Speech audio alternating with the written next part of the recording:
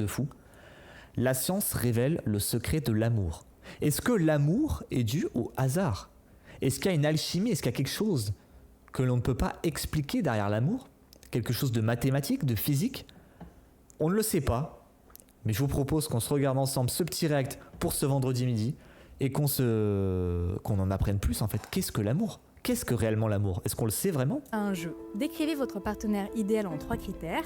Par exemple, il doit être drôle, ambitieux et extraverti. Ouais, comme et tout maintenant, le monde quoi. imaginez que vous participiez à un speed dating avec 100 personnes. À la fin de la soirée, vous devez choisir avec qui vous aimeriez repartir. Déjà La question est...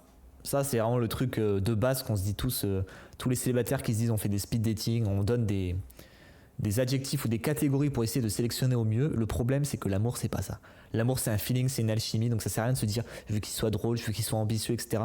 Tu vas le ressentir, donc faut pas te donner des mots-clés à essayer de cocher. Ça ne marchera pas et souvent c'est pour ça que ça marche pas. Quelle est la probabilité que la personne que vous allez réellement choisir corresponde aux 3 critères que vous venez de sélectionner? Est-ce que...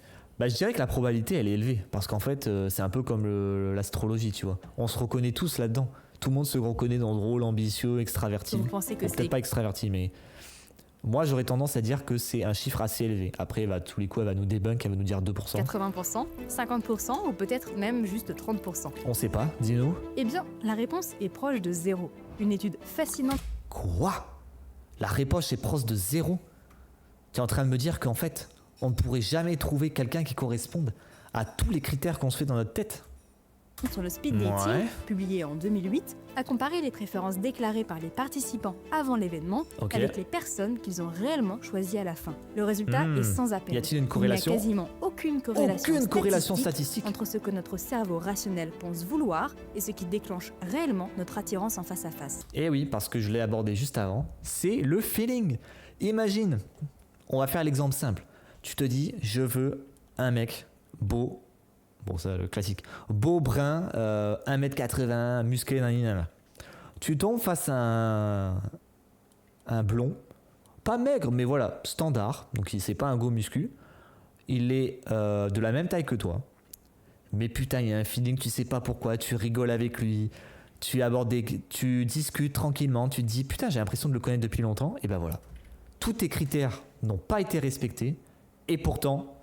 c'est avec cette personne que tu partiras à la fin du speed dating. La conclusion des chercheurs, la corrélation, c'est que nous manquons cruellement de conscience introspective sur ce qui influence nos propres jugements. En d'autres termes, nous sommes psychologiquement incapables de prédire de qui nous allons tomber amoureux. L'amour... Nous sommes psychologiquement incapables de prédire de qui nous allons tomber amoureux. C'est beau, ça laisse donc une grande place au mystère et au hasard. On se moque bien de nos listes de critères. Pourtant, malgré ce manque de contrôle, l'amour reste absolument nécessaire et vital pour nous. Ceux qui ont vu notre dernière vidéo sur le bonheur connaissent déjà cette conclusion implacable. La qualité de nos relations sociales est le prédicteur absolu de notre santé et de notre longévité. Et oui, parce que nous sommes des animaux sociaux, donc on est là pour interagir avec d'autres, être aimés par nous-mêmes. Donc, nous allons pousser l'analyse un cran plus loin, en isolant la forme la plus intense et la plus complexe de ces relations, l'amour. L'amour.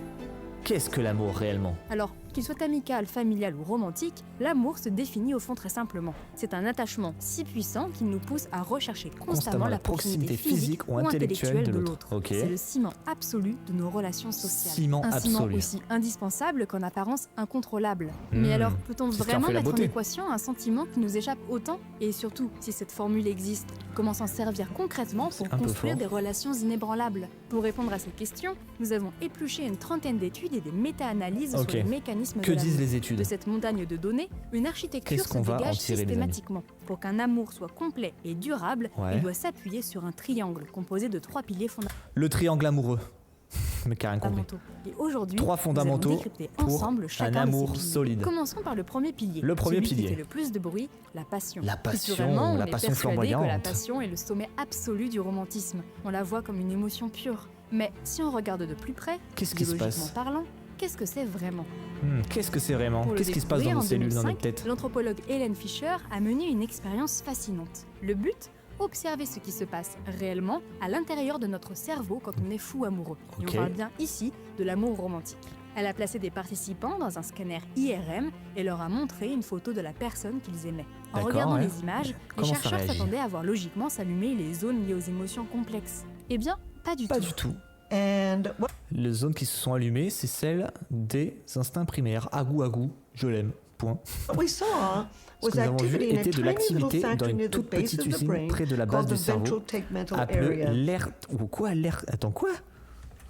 Complexe. Eh bien, pas du tout. Attends, je relis parce que ça allait trop vite. À la base du cerveau, l'aire tegmentale ventrale. C'est une région du cerveau qui produit effectivement de la dopamine, un stimulant naturel qui vous donne cette concentration, cette motivation, cette envie, exaltation de l'amour romantique intense. intense. C'est donc l'aire tegmentale ventrale, donc l'aire tegmentale ventrale qui s'est illuminée. Pour vous donner un ordre d'idée, c'est exactement la même zone qui s'hyperactive chez un toxicomane qui vient de prendre de la cocaïne.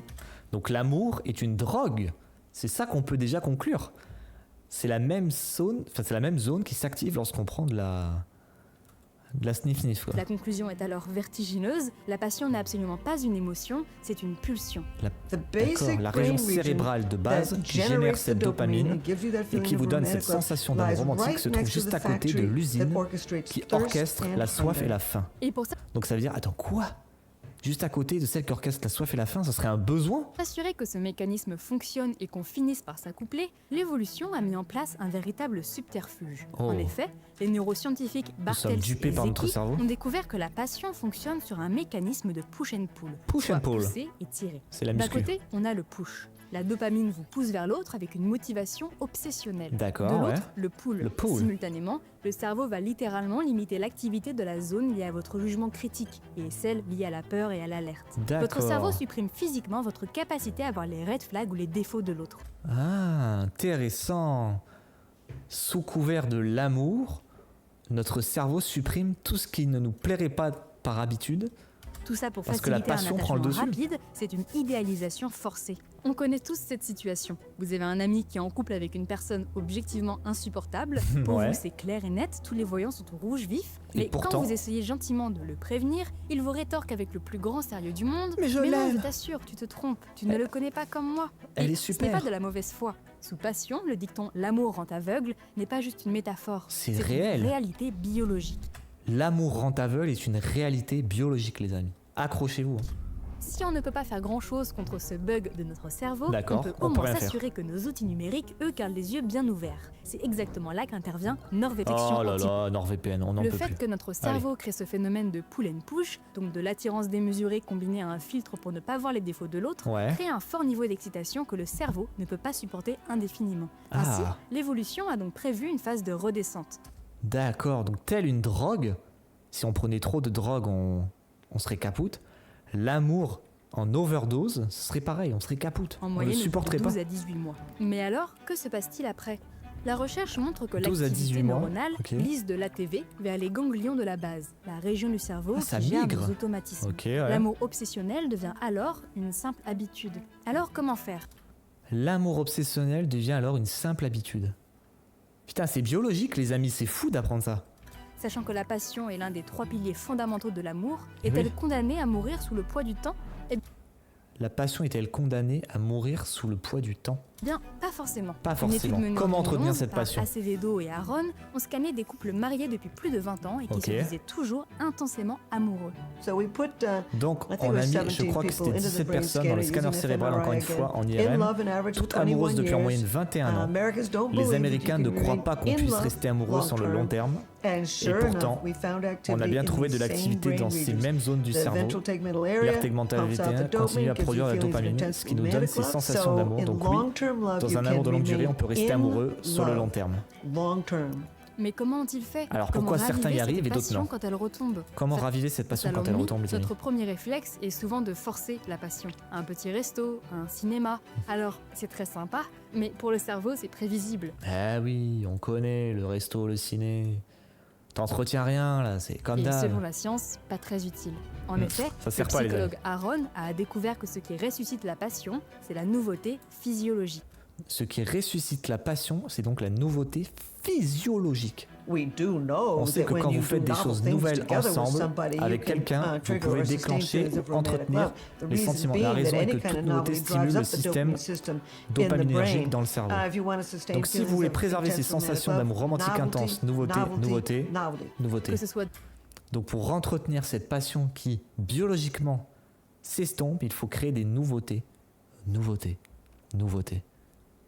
Donc ça peut être des nouveautés dans vos modes de vie, vos styles de vie, changer de lieu de vie, déménager, le travail, faire de nouvelles activités, rencontrer de nouvelles personnes, échanger, faire des voyages dans des nouvelles destinations, etc. Je pense que c'est plein de petits éléments, mais qui font qu'en fait, ensemble, vous allez vivre des nouvelles choses et ça va renforcer le ciment déjà présent. Ou un escape game, les couples ont vu leur niveau de passion remonter en flèche. Oh putain, on va faire que des acrobranches et des escape games alors. Pourquoi ? Parce que le cerveau confond l'adrénaline générée par l'activité avec l'excitation pour le partenaire. Mais ce qui est fascinant, c'est que ce mécanisme ne sert pas qu'à sauver les couples. Partager un pic d'adrénaline ou de stress sous n'importe quel type de relation à une vitesse folle. Et personnellement, j'ai vécu exactement cette mécanique en amitié quand je suis rentrée en classe préparatoire. L'environnement de la prépa, c'est un niveau de stress, de stimulation, d'adrénaline et d'excitation permanent. Et donc tu te serres les coudes. Eh bien, mon cerveau a fait exactement ce que dit l'étude. Il a associé toute cette intensité physiologique aux gens qui étaient assis à côté de moi. Résultat, en quelques semaines, j'ai créé avec mes amis de prépa des liens fusionnels bien plus intenses qu'avec des amis de longue date. Très intéressant. Let's go l'escape game. Ah non, putain, on va devoir faire plein d'escape games. Ah, trop dommage. Mais bon, c'est la science qui l'a dit. Non, mais ouais, c'est intéressant. Du coup, sous la pression ou la nouveauté, on crée cette dopamine qui va renforcer les liens, que ce soit en amour, en amitié. Alors, c'est fou ce qui se passe dans le cerveau quand même. Si vous voulez sauver la passion, que ce soit en amour ou en amitié, je ne vous demande pas de vous inscrire en classe prépa ou de sauter en parachute tous les week-ends. L'idée, c'est simplement de faire de nouvelles choses ensemble, de vous mettre dans des situations inédites. Ça peut être aussi simple que de cuisiner une recette hyper compliquée à deux ou juste de vous balader dans un quartier que vous ne connaissez pas sans GPS. Oui, tout simplement. Si vous voulez que votre cœur batte à nouveau pour l'autre, la science nous dit qu'il faut d'abord commencer par le faire battre tout court. Il faut déjà s'animer soi-même, se stimuler soi-même pour ensuite faire stimuler celui de son ou sa partenaire. Let's go HelloFresh, bah ouais, on va être obligé de faire des nouvelles recettes. Putain, mais c'est nécessaire, hein. Ça devrait être prescrit par l'assurance maladie, mais tout ça. Survivre à la chute de la passion ne suffit pas. Car si la passion est l'étincelle, le deuxième pilier sont les bûches qui permettent au feu de durer. Alors, les bûches, c'est l'intimité. Alors attention, on ne parle pas ici d'intimité physique, mais de connexion émotionnelle. Et c'est le sentiment de sécurité absolue, le fait de pouvoir baisser ses boucliers. De se livrer à l'autre. Ce mécanisme est le même pour construire un couple solide ou forger une amitié profonde. Mais ce besoin de sécurité n'est pas un caprice, c'est une urgence biologique. Putain, mais on en a combien des trucs biologiques qui nous dictent nos vies en fait? On s'en rend pas compte. Nous, on croit maîtriser notre vie, notre destin, machin, mais en fait, tout est déjà programmé là-dedans, on s'en rend pas compte. À la fin des années 50, le psychologue Harry Harlow l'a prouvé avec une expérience sur des bébés singes. Qu'est-ce qu'il a fait comme expérience? Malheureusement cruelle, mais révélatrice. Harlow a placé des bébés singes face à deux fausses mères, l'une en fil de fer, qui donnait du lait, et l'autre en tissu doux et chauffé, mais sans aucune nourriture. Et contre toute attente, les bébés singes passaient 18 heures par jour accrochés à la mère en tissu et ne couraient voir la mère en fer que quelques minutes juste pour ne pas mourir de faim. Les pauvres petits, le facteur de confort soit une variable mesurable d'importance, mais nous n'étions pas préparés à découvrir qu'il éclipsait complètement toutes les autres variables, y compris celles liées à l'allaitement. L'intimité émotionnelle est une nourriture plus vitale que le lait lui-même. Putain, l'intimité émotionnelle prend donc le dessus sur nos besoins primaires de manger, de respirer, ce qui peut-être explique que pourquoi, quand il y a des ruptures chez certaines personnes, en fait on perd ce besoin d'affection, et donc les gens ne mangent plus, ne se nourrissent plus, se laissent dépérir, parce qu'en fait on leur a enlevé leur alimentation principale qui était l'amour, quoi. Bien que la mère en fil de fer les nourrit, elle ne pouvait offrir à ce petit aucun réconfort affectif ni sentiment de sécurité. Et cette tragédie s'est confirmée chez l'humain. À la chute de Ceausescu dans les orphelinats roumains des années 90, des bébés laissés seuls 20 heures par jour sans câlin ni regard ont vu leur cerveau s'atrophier. Leurs zones liées aux émotions étaient éteintes et leur système immunitaire s'effondrait. Ah ouais, vous vous rendez compte, ça c'est fou. Ça veut dire que si tu t'occupes pas de ton enfant... Ah non, attends, ça c'est complètement fou. Tu te dirais, bah ouais, mais un enfant, bon, c'est bon, il mange, il boit, il survit. Mais en fait, c'est presque pire que de ne pas lui donner de l'amour, de l'affection, du confort. Ça a atrophié le cerveau. C'est littéralement mourir. L'intimité n'est pas un simple bonus, c'est une condition, de survie. Mais attention, il ne faut pas confondre l'intimité avec l'ancienneté. On croit souvent que l'intimité prend des années à se construire, qu'il faut laisser le temps au temps, mais la science, elle, prouve qu'elle peut se fabriquer en 45 minutes. Oh quoi ? L'intimité peut se fabriquer en 45 minutes ? Alors là, par contre, il va falloir m'expliquer, parce que j'aurais été d'accord à dire que l'intimité se construit avec le temps. Tu es plus proche, que ce soit en amour ou en amitié, une personne que tu connais depuis longtemps, que depuis quelqu'un que tu as rencontré hier, tu vois. En 1997, ça paraît logique pour le moment. Les inconnus en laboratoire. Les inconnus en laboratoire. Leur mission est simple, répondre mutuellement à 36 questions très précises, divisées en 3 blocs. Ça commençait par des banalités, telles que « aimeriez-vous être célèbre ?» pour finir sur des confessions très intimes. De quand date votre dernière crise de larmes ? Pour terminer, les inconnus devaient se regarder dans les yeux en silence pendant 4 minutes. Le résultat a été foudroyant. En moyenne, après 45 minutes, 30 à 40% d'entre eux finissent par considérer la personne avec qui ils font le test comme la plus proche de leur vie. Quoi ? Bah attends, ils ont pris qui pour faire le test la plus proche de leur vie ? L'un des binômes s'est même marié 6 mois plus tard et a invité les chercheurs à la cérémonie. Attends, mais c'est quoi ce test complètement ubuesque ? L'un des binômes s'est même marié ? Donc juste en ayant répondu à des questions et ensuite en s'étant regardé dans les yeux, il y a eu des connexions qui se sont créées, on ne sait pas par quel miracle, et ils ont considéré, 30 à 40% de ces gens ont considéré que la personne en face d'elle était la plus proche de leur vie. Attends, ils ont interviewé des gens qui étaient seuls dans leur vie, parce que de là à dire la plus proche, ça me paraît quand même... L'intimité ne dépend pas du temps qui passe, elle dépend d'un processus simple, le partage réciproque de vulnérabilité. Si dans votre couple, ou même avec vos amis, vous tournez en boucle sur des conversations purement logistiques du type « qu'est-ce qu'on mange ce soir ?» ou « t'as vu la dernière série ?» votre lien s'atrophie. L'intimité se crée en osant la vulnérabilité. Le cinéma l'a d'ailleurs brillamment illustré avec le film Before Sunrise. Before Sunrise. Jess et Céline se croisent dans un train et décident d'errer toute la nuit dans Vienne. Pendant 1h40, c'est juste un dialogue ininterrompu. Ils commencent par des banalités, puis glissent couche après couche vers leurs peurs les plus sombres et leurs rêves avortés. Le film prouve exactement la science, l'intimité foudroyante ne demande pas 10 ans de vie commune. S'il existe une forme de magie en ce monde, elle réside sans doute dans cette tentative de comprendre quelqu'un, de partager quelque chose. Je sais, c'est presque impossible d'y parvenir, mais au fond, quelle importance ? La réponse se trouve dans l'effort même. Maintenant, faisons un... Mais c'est très intéressant d'observer ça. Ça veut dire que c'est s'ouvrir à l'autre, c'est vraiment, comme elle disait, faire tomber les boucliers, ouvrir sa carapace qui crée cette intimité, cette connexion là où certaines relations, on va dire, vont rester à la surface et en fait ne vont pas créer la vraie fondation. Court récap.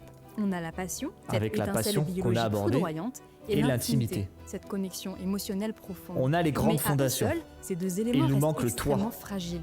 Car que se passe-t-il le jour où la fatigue s'installe, où la routine nous rattrape, ou qu'une vraie crise vient secouer la relation ? Qu'est-ce qui se passe ? L'étincelle et les confidences ne suffisent plus, il faut un pilier porteur, c'est l'engagement. Contrairement à la passion ou à l'intimité, ce pilier est un choix cognitif, froid et rationnel. Ok, une là, relation on y va, dure, straight que to ce the soit point. un grand amour ou une amitié d'une vie, n'est pas quelque chose qui nous tombe dessus. C'est une décision que l'on prend tous les jours. Pour comprendre la puissance de ce choix, il faut regarder la plus grande étude jamais réalisée sur le couple. En 2020, la chercheuse Samantha Joel a utilisé l'intelligence artificielle pour analyser les données de 11 000 couples. 11 000 couples Trouver le prédicteur absolu de la réussite amoureuse. Cette conclusion détruit tous les mythes. Elle a même fait un Vos TED traits de Talk. personnalité n'ont quasiment aucune importance et même votre compatibilité de caractère ne compte qu'à la marge. Oh, donc là, c'est en train de défoncer Mario au premier regard. Vos traits de personnalité n'ont aucune importance et... Elle a dit quoi, attends.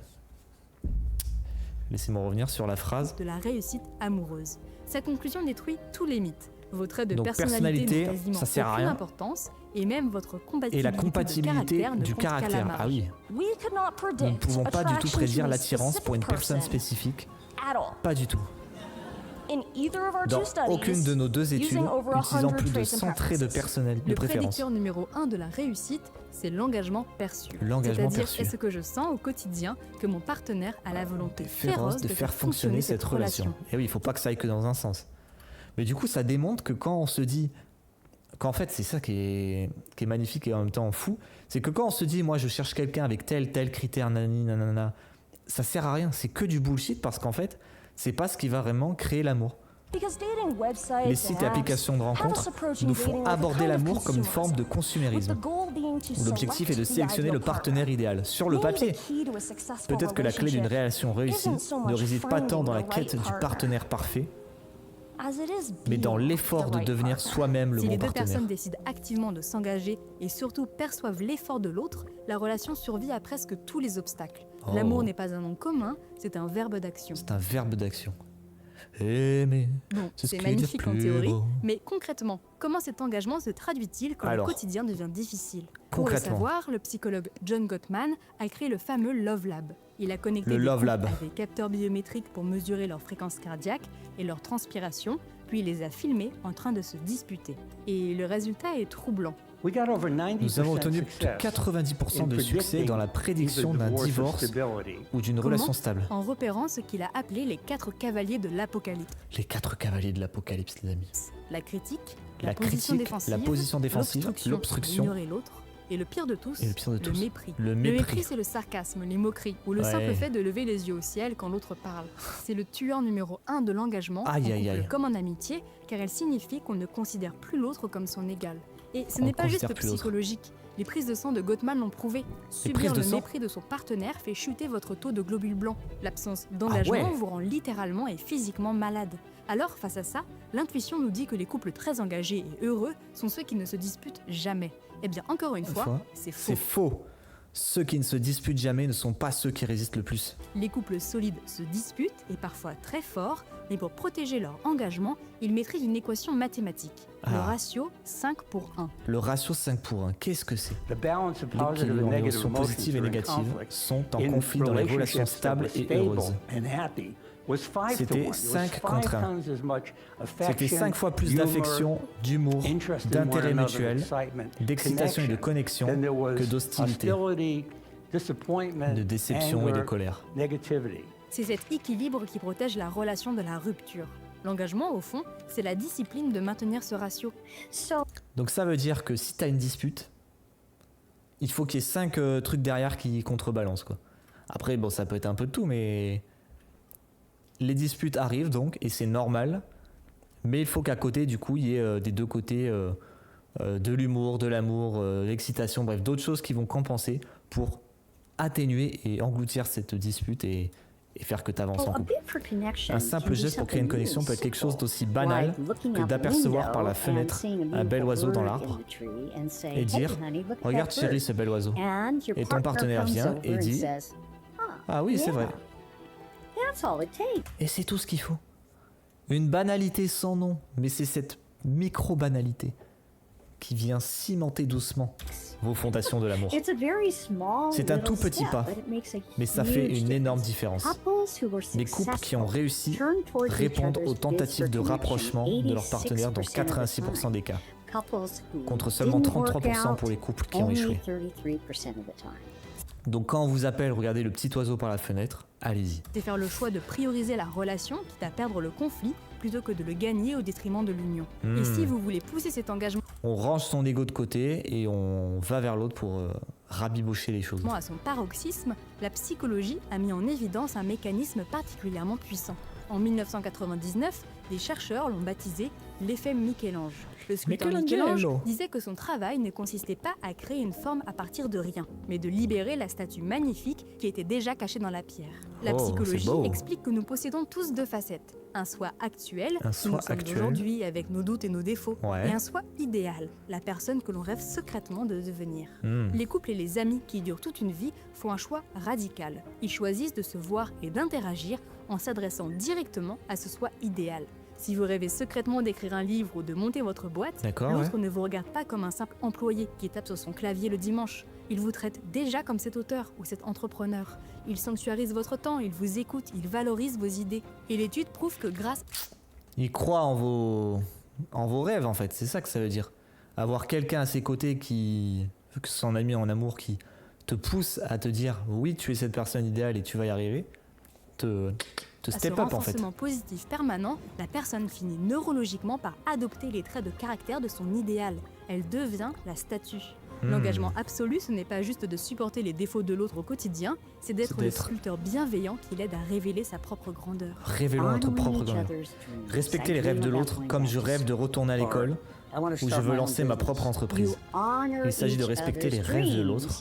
Vous savez que vous y participerez concrètement avec votre partenaire ou non. Vous essayez de comprendre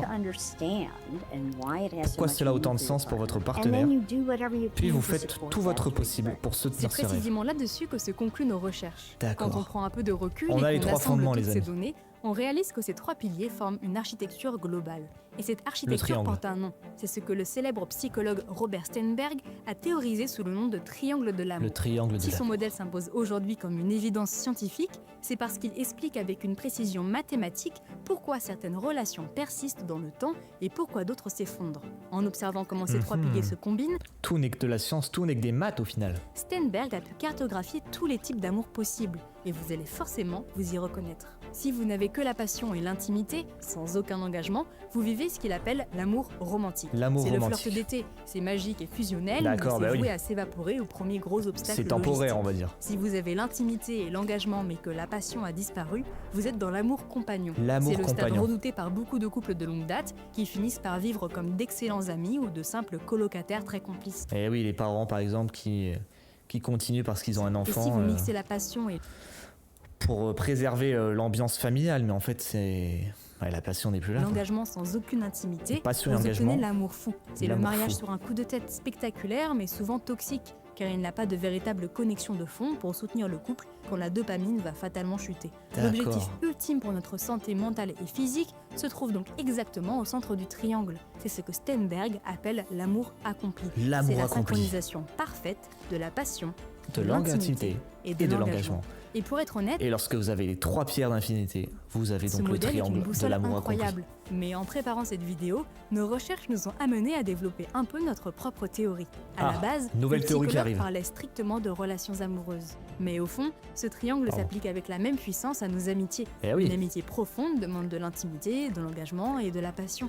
C'est donc une clé de lecture brillante pour auditer toutes nos relations, comprendre ce qui nous manque et savoir sur quel levier appuyer pour aller de l'avant. Mais maintenant, laissons un peu les méta-analyses de côté. En préparant cette vidéo, j'ai pris conscience d'une chose fondamentale. On passe notre temps à attendre que l'amour soit une évidence. On espère que la passion va rester d'elle-même, on s'enlise dans le quotidien au lieu de provoquer l'intimité, et on oublie souvent que l'engagement est une décision qui se prend tous les jours. Comprendre la biologie de nos relations, ce n'est pas casser la magie de l'amour, au contraire, c'est reprendre le pouvoir. C'est réaliser qu'on n'est pas condamné à répéter les schémas de notre enfance ou à subir notre environnement. L'amour qui dure, celui qui protège notre santé mentale et physique, n'est pas un accident ou un conte de fées. C'est une création volontaire, courageuse et quotidienne. Honnêtement, j'ai pris un plaisir immense à concevoir cette vidéo, tout comme la précédente sur le bonheur, que je vous recommande sincèrement si vous ne l'avez pas encore vu. Le bonheur, vu. peut-être qu'on se le fera un jour. Analyser ces grands concepts de notre vie par le prisme de la science demande un temps certes colossal, mais c'est un format qui me passionne. Au passage, je tenais vraiment à vous remercier pour tout l'amour et le soutien que vous nous apportez au quotidien. Alors, d'ici la prochaine vidéo, prenez soin de vos relations, dites à vos proches que prenez soin de vous, de vos amis, de vos proches. Et dites-leur tout l'amour que vous leur portez, les amis. C'est sur ça qu'on conclut ce React. Beaucoup d'informations et très intéressant au final. On se rend compte que il y a des explications beaucoup plus rationnelles derrière l'amour auquel on pense. Enfin, l'amour et l'amitié, même si on a fait un focus sur l'amour. Donc n'oubliez pas les amitiés. N'oubliez pas les amitiés. N'oubliez pas les amis. La passion, l'intimité et l'engagement. Vos 3 clés pour avoir l'amour accompli ou l'amitié accomplie. Mais c'est un travail de tous les jours, c'est prendre conscience de ces choses. C'est aussi beau que complexe, mais c'était intéressant d'avoir une vision scientifique de l'amour pour comprendre en fait qu'est-ce qui se cache derrière tout ça, et preuve qu'en fait toutes les applis de rencontres, les émissions qui te mettent en avant, voilà, qu'on a réussi à mettre en avant tous les critères, etc., c'est que du bullshit. C'est que du bullshit, et quand ça marche, en fait, c'est purement et simplement du hasard. Mais c'est intéressant. En tout cas, c'est intéressant. Ça ne vous aidera pas pour ceux qui cherchent l'amour à le trouver, mais ça vous aide à comprendre, lorsque vous l'avez trouvé, comment l'entretenir, comment le développer, comment le structurer et avancer main dans la main avec votre partenaire pour aller au bout des étoiles. Merci à vous les amis. Écoutez, fin de ce petit live du vendredi. J'espère que les